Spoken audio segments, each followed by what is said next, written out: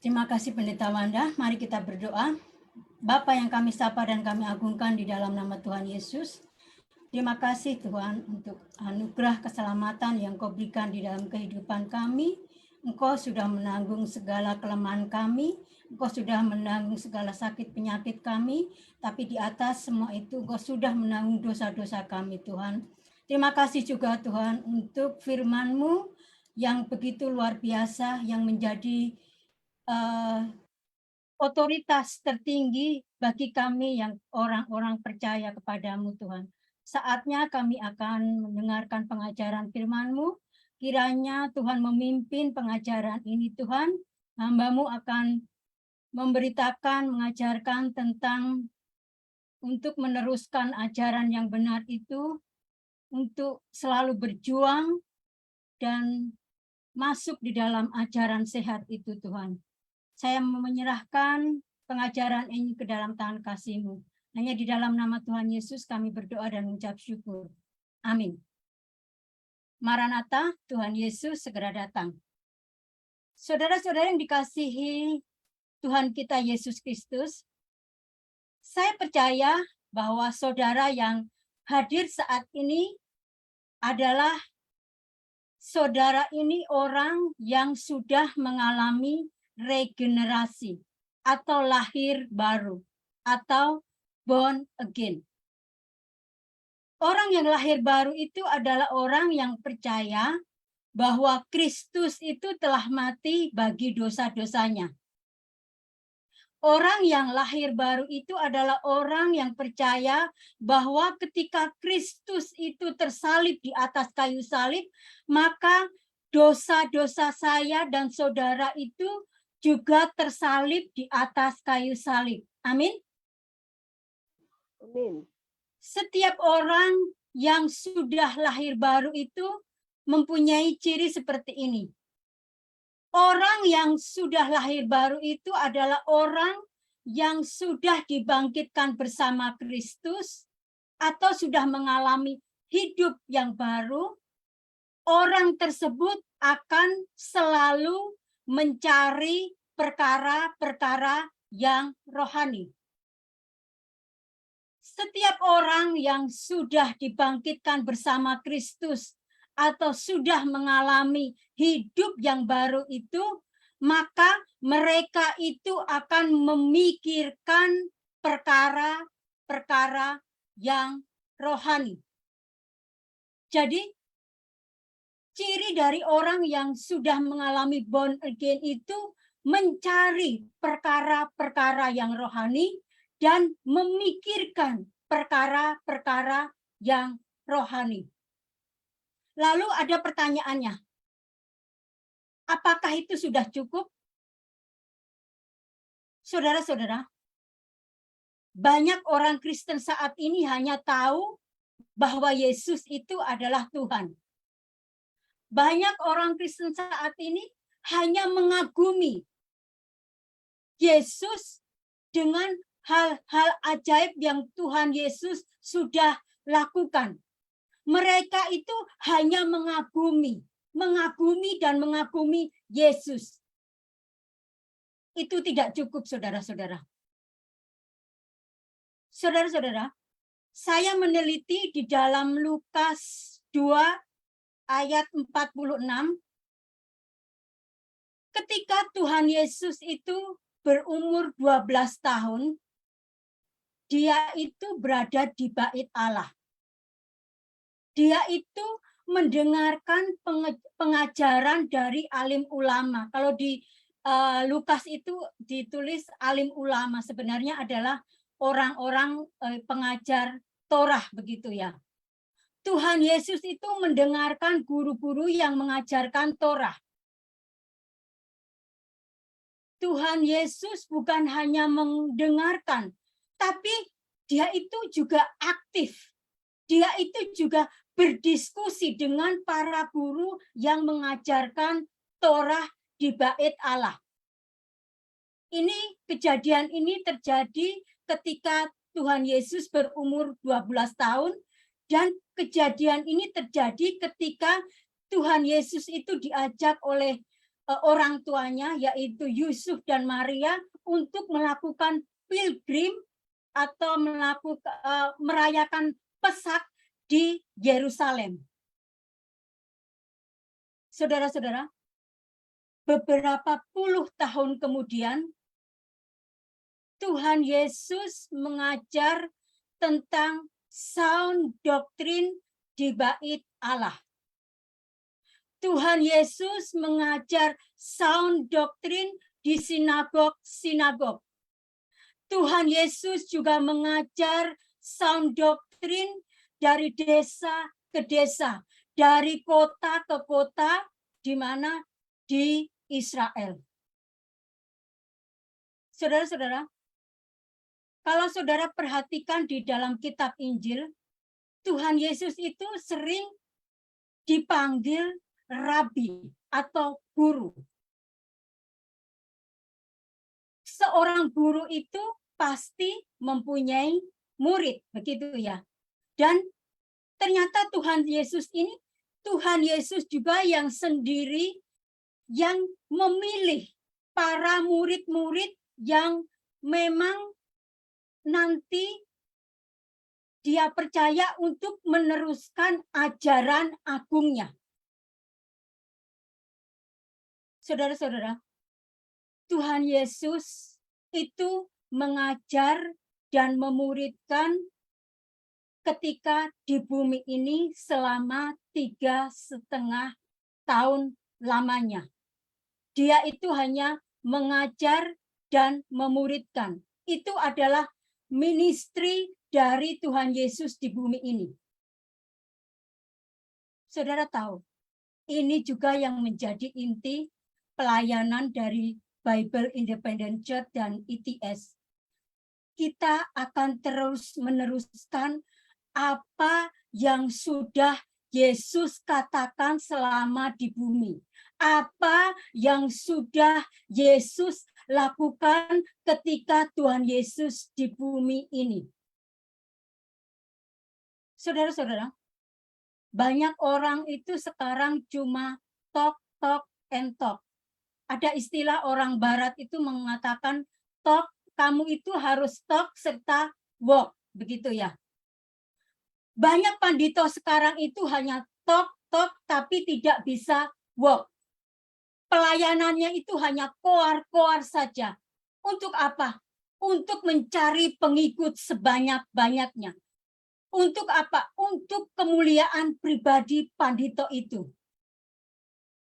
Tetapi saudara-saudara, BIC dan ITS itu pelayanannya bukan hanya talk, tapi juga walk. Artinya apa? Kami akan terus mengajar dan memuridkan orang-orang yang sudah lahir baru. Amin. Saudara-saudara yang dikasihi di dalam Tuhan kita Yesus Kristus, ketika engkau itu sudah mengalami regenerasi atau born again itu, maka engkau itu ada next step yang harus engkau jalani, yang harus engkau lewati sebagai orang percaya.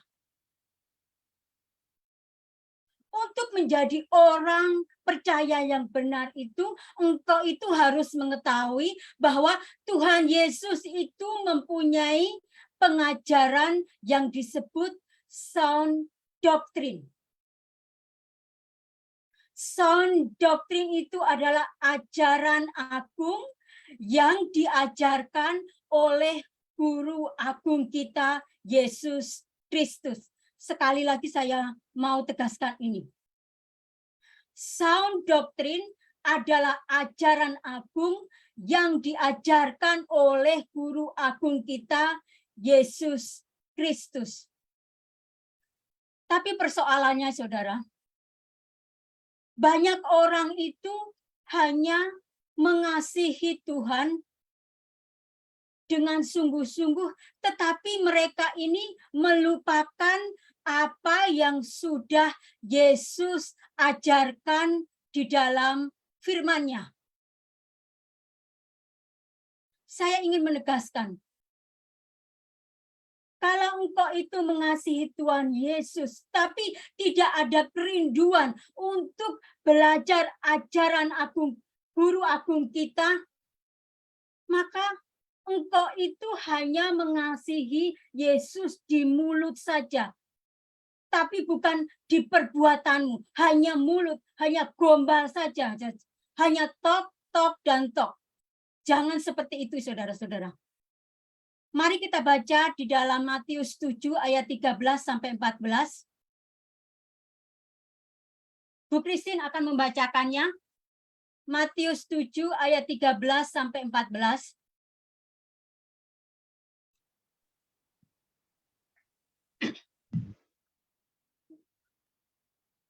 Bu Christine, silakan.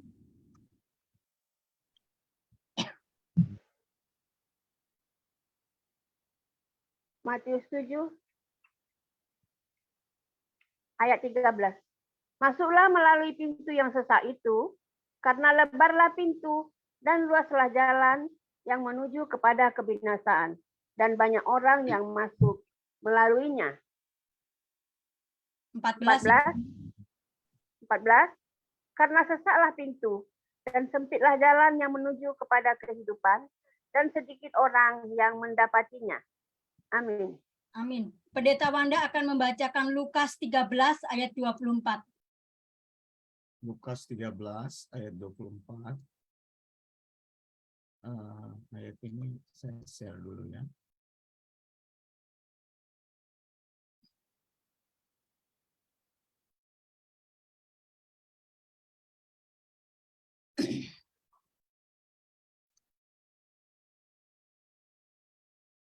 Lukas 13 ayat 24, jawab Yesus kepada orang-orang di situ, berjuanglah untuk masuk melalui pintu yang sesak itu.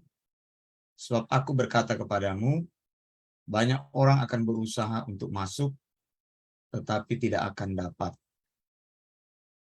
Amin. Saudara-saudara yang dikasihi di dalam Tuhan kita Yesus Kristus, saat ini saya dan saudara yang hadir saat ini, kita itu sedang berjalan di Valley of Baka, lembah Baka atau Emek Baka itu. Kenapa saya berani berkata demikian? Karena kita ini sedang berjalan di dalam ajaran guru agung kita Tuhan Yesus. Dan hanya orang-orang yang sudah mengalami regenerasi saja yang mampu dan bisa berjalan di ajaran guru agung kita ini. Saudara-saudara, sound doctrine itu adalah ajaran dari guru agung kita yang sangat keras. Sound doctrine itu adalah ajaran yang sangat sulit. Sound doctrine itu adalah ajaran yang sangat jalannya itu terjal. Jalannya itu berbatu. Ajarannya itu adalah ajaran yang jalannya itu kasar. Ajaran yang jalannya itu sangat sempit. Pintunya itu kecil. Ajaran yang tidak populer. Banyak orang menghindari ajaran ini. Banyak orang melupakan. Banyak orang menyepelekan ajaran dari guru agung kita ini, saudara-saudara. Ketika orang Kristen mengatakan bahwa persepuluhan itu adalah uang yang harus engkau berikan kepada Tuhan. Tetapi sound doctrine mengatakan bahwa persepuluhan itu adalah tidak diberlakukan untuk gereja di perjanjian baru. Ketika orang banyak mengatakan bahwa mimpi, penglihatan, nubuatan itu adalah bagian dari firman Tuhan, tetapi sound doctrine itu mengatakan bahwa firman Tuhan itu sudah kanon. Firman Tuhan itu sudah lengkap dari kitab Kejadian sampai kitab Wahyu.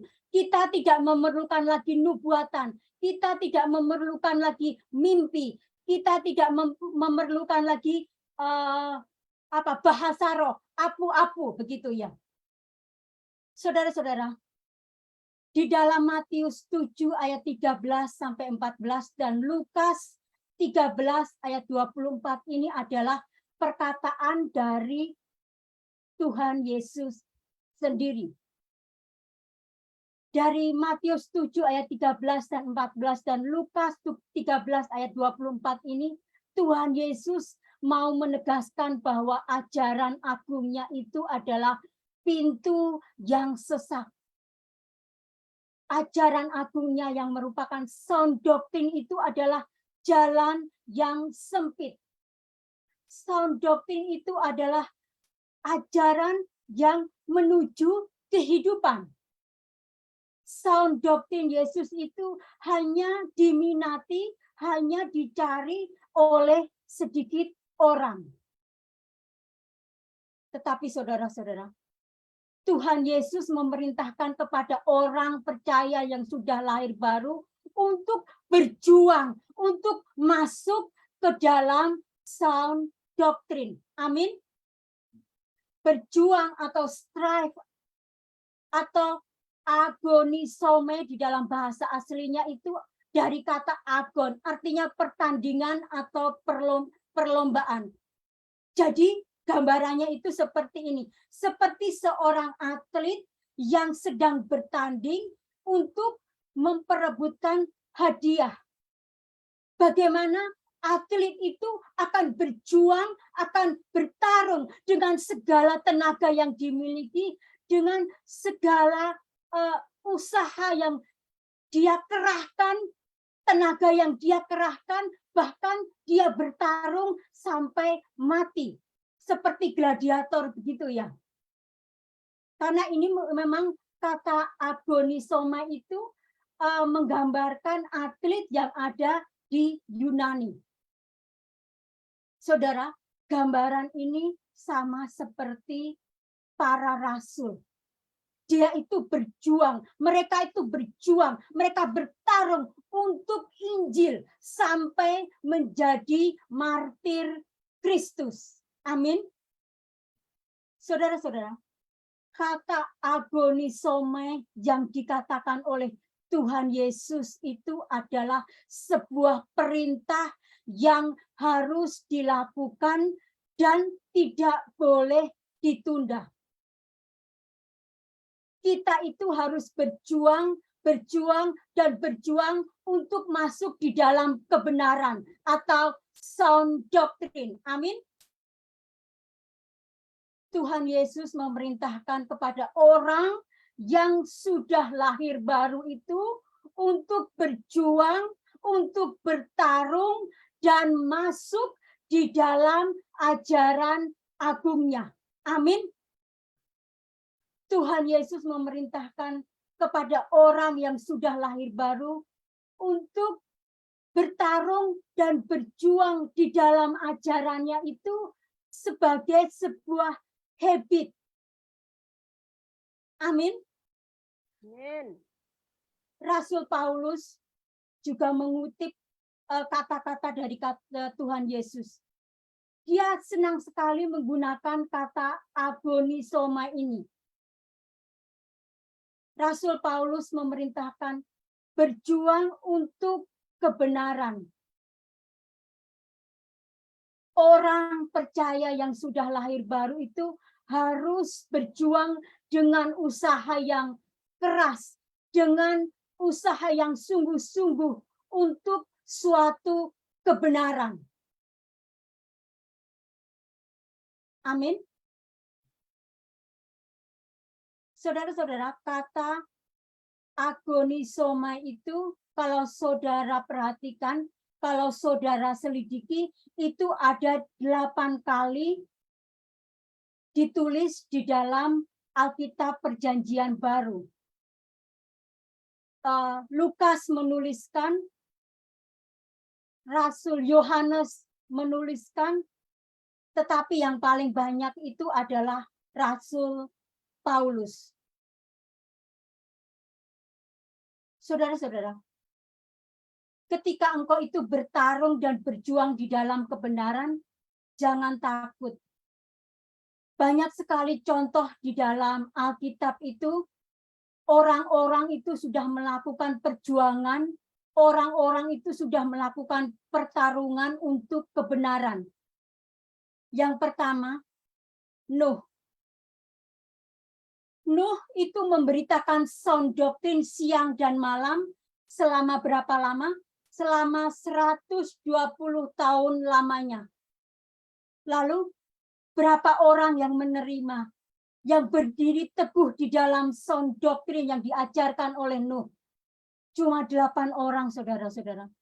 Nuh, istrinya, 3 anaknya, dan 3 menantunya. Yang kedua, Nabi Yeremia dan Yesaya. Kedua nabi ini adalah nabi yang patuh dan setia. Nabi yang diurapi oleh Tuhan. Nabi yang ditugaskan oleh Tuhan untuk memberitakan sound doktrin kepada bangsa Israel. Yeremia dan Yesaya memberitakan keselamatan. Saudara-saudara, tidak ada yang bertobat ketika kedua nabi ini memberitakan sound doktrin itu, saudara-saudara. Kemudian yang ketiga,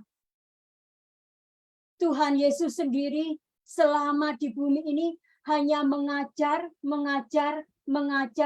ajaran agungnya selama 3,5 tahun. Tuhan Yesus hanya mempunyai 12 murid. Itu pun 1 orang gagal. Ajaran dari Tuhan Yesus itu adalah ajaran yang keras, ajaran yang sulit untuk diterima oleh kebanyakan orang. Ajaran Tuhan Yesus itu ajaran yang tidak populer. Bahkan saudara-saudara, sehabis mengajar sound doktrin, banyak orang meninggalkan Tuhan Yesus. Saudara bisa membacanya di dalam Yohanes 6 ayat 66. Mulai dari waktu itu, banyak murid-muridnya mengundurkan diri dan tidak lagi mengikut Yesus. Kemudian para rasul. Mereka itu hanya memberitakan Injil yang murni ini, yaitu tentang Yesus, Christ alone. Mereka hanya memberitakan tentang apa yang sudah Yesus lakukan, apa yang sudah Yesus ajarkan selama di bumi ini. Bagaimana Tuhan Yesus itu, kehidupan Tuhan Yesus, kelahiran Tuhan Yesus, kematian Tuhan Yesus, kebangkitan Tuhan Yesus, serta kenaikan Tuhan Yesus ke surga. Para rasul itu ditolak, dianiaya. Bahkan saudara-saudara, banyak yang mati karena apa? Karena memberitakan Injil yang benar itu. Saudara-saudara yang dikasihi di dalam Tuhan kita Yesus Kristus. Matius 7 ayat 13 dan 14 serta Lukas 13 ayat 24 itu adalah sebuah undangan, sebuah pilihan, sebuah sikap imanmu untuk mengikuti ajaran agung Tuhan kita Yesus Kristus. Mari kita terus bertarung. Mari kita terus berjuang di dalam kebenaran itu. Sound doktrin itu. Amin. Ingat saudara-saudara. Konsep sound doktrinnya Yesus itu adalah jalan yang sempit. Jalan yang keras dan berbatu. Sebuah jalan yang tidak populer. Banyak orang menghindarinya. Pengajaran sound doktrin itu membutuhkan pertarungan, membutuhkan perjuangan, membutuhkan kemurnian, membutuhkan totalitas, membutuhkan komitmen, membutuhkan kesetiaan, membutuhkan tidak kompromi. Seperti ketika engkau itu berada di lembah Baka atau Emek Baka itu. Jangan takut saudara-saudara. Jangan gemetar saudara-saudara. Jangan berhenti. Apalagi keluar dari sound doktrin.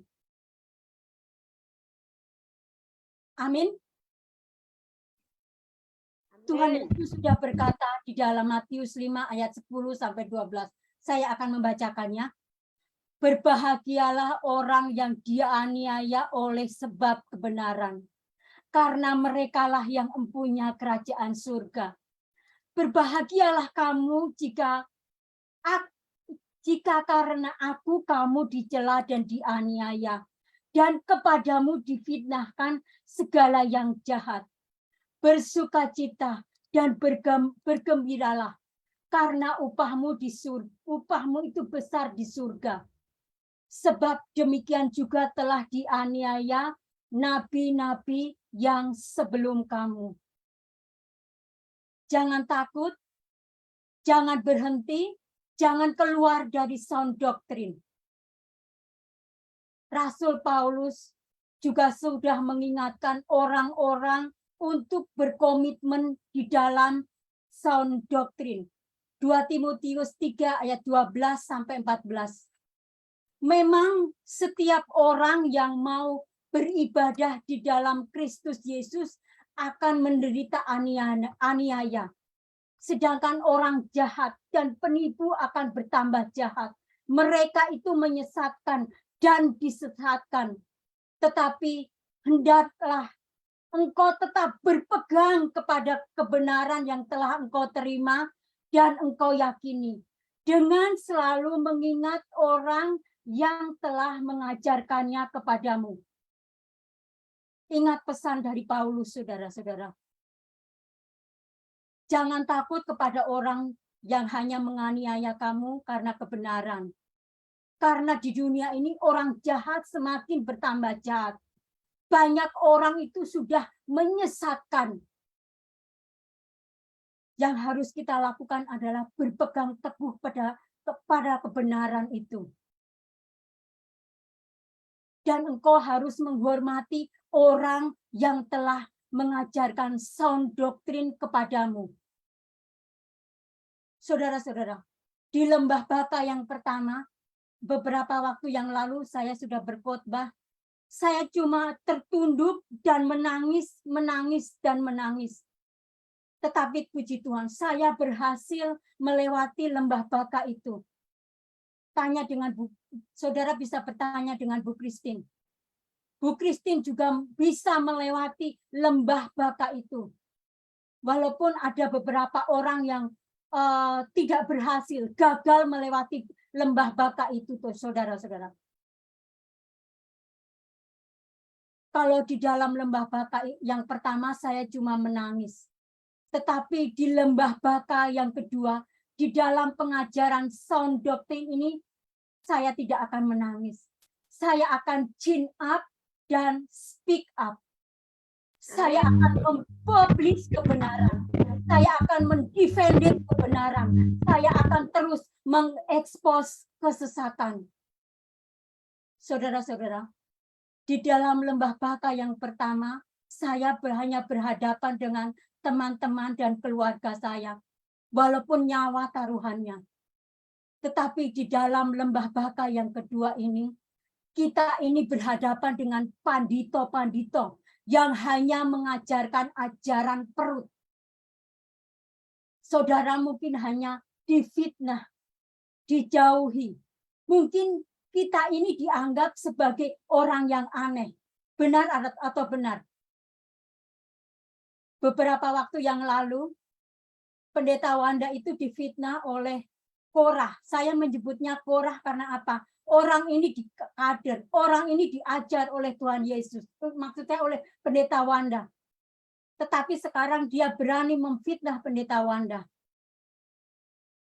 Kemudian saya menjawab, Saya menjawab orang itu bukan kapasitas saya sebagai seorang istri dari Pendeta Wanda, tapi kapasitas saya sebagai seorang murid dari Pendeta Wanda, murid sound doctrine itu. Karena dari Pendeta Wanda saya menerima gospel calling. Dari Pendeta Wanda saya juga menerima apa itu sound doctrine. Jadi saudara-saudara, kalau guru saudara itu difitnah, jangan diam. Chin up dan speak up. Karena kalau orang itu memfitnah guru yang mengajarkan sound doctrine, dia juga berarti memfitnah ajaran yang sudah diajarkan oleh guru itu. Jangan hanya diam, saudara. Chin up, speak up. Amin. Apa itu? Chin up, speak up. Yes. Saudara-saudara, mari kita terus berjuang. Mari kita terus bertarung seperti seorang pelari untuk mencapai garis finish. Amin.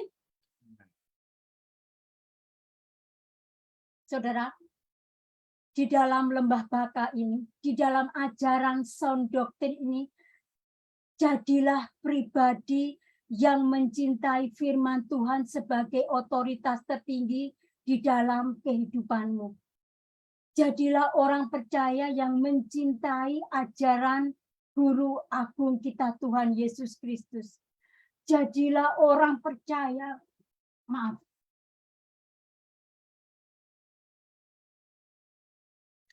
Jadilah orang percaya yang pikirannya itu selalu dipenuhi dengan ajaran Tuhan Yesus.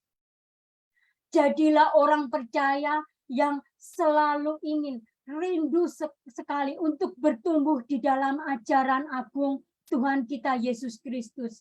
Jadilah orang percaya yang selalu mempraktekkan ajaran agung Tuhan kita Yesus Kristus di dalam kehidupanmu. Amin.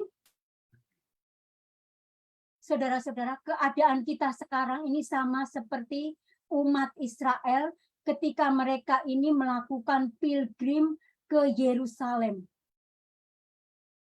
Mereka melewati lembah baka, tapi mereka mengalami sukacita yang besar. Karena apa? Sesampainya di Yerusalem, sesampainya di Bait Allah, mereka akan bertemu langsung dengan Allah mereka, Allah Abraham, Allah Ishak, dan Allah Yakub. Itu reward orang-orang Israel ketika mereka mengalami atau melakukan pilgrim melewati lembah baka itu. Saudara-saudara, ada reward yang akan saudara terima kalau kita ini terus meneruskan sound doctrine. Kita itu terus mempublish sound doctrine. Kita itu terus mendefended sound doctrine. Pertama, mahkota kehidupan.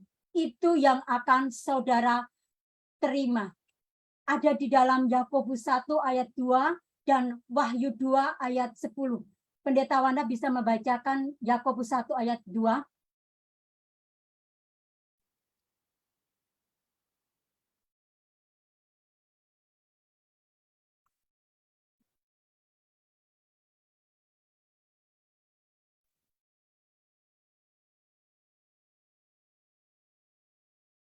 Saudara-saudaraku, anggaplah sebagai suatu kebahagiaan. Salah. Satu, hanya 2 ayat 1.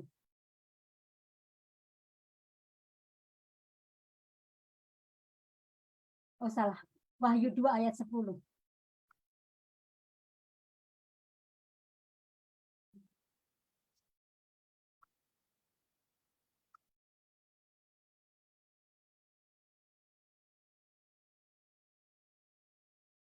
Janganlah takut terhadap apa yang harus engkau derita. Sesungguhnya iblis akan melemparkan beberapa orang di antaramu ke dalam penjara supaya kamu dicobai dan kamu akan beroleh kesusahan selama 10 hari. hendaklah engkau itu setia sampai mati, dan Tuhan akan mengaruniakan kepadamu mahkota kehidupan. Yang kedua adalah mahkota kemuliaan. Itu ada di dalam 1 Petrus 5 ayat 4. Dan yang ketiga adalah mahkota kebenaran. Itu ada di dalam 2 Timotius 4 ayat 8. Sound doctrine itu adalah kebenaran. Maka kalau engkau itu meneruskan kebenaran, otomatis kita akan menerima mahkota kebenaran. Amin. Saya menyerahkan kepada pendeta Wanda.